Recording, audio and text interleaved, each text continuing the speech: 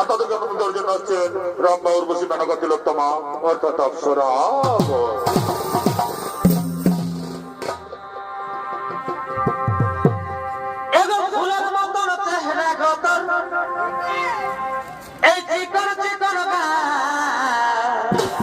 ভাই এই ঝলর মলর শাড়ি রে তোর চুড়ি লালেলা এগো মন মানে নাই তোকে ছাড়া অত কি মোহিনী দিলি এগো সোনালি সোনালি শুনগো সোনালি